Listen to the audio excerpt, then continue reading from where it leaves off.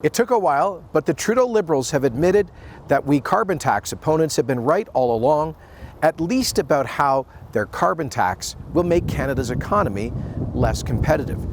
Obviously, for Canadian businesses, if they have to pay a huge carbon tax, and the folks they're competing against in other parts of the world, like the US, don't have a carbon tax, it's going to make it much harder for our companies to do business. You don't need to be a rocket scientist to figure that out, but the federal Liberals and all the self-appointed smart people have told us we were wrong. For 2 years, they've been mocking and ridiculing our carbon tax opposition. But guess what?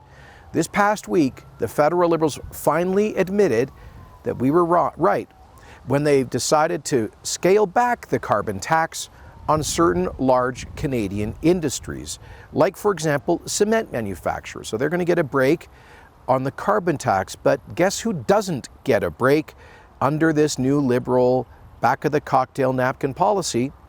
Well, you don't get a break. Ordinary working people will still have to pay the full price of the Liberal NDP carbon tax that they're planning to raise here in Alberta by 67%.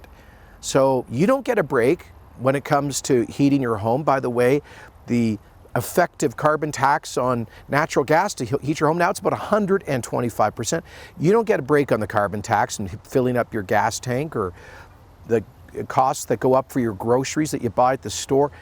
But if you're a big multinational cement factory, you get a carbon tax break. And by the way, let's not forget that last year, the Quebec government used $500 million tax dollars to backstop a new cement factory that was exempted from any regulations on its carbon output. Yeah, I did a video about this. It turns out that while Quebec politicians were opposing our Energy East pipeline route, they've been subsidizing the construction of an enormous cement factory that will produce more carbon than most Alberta oil sands developments do.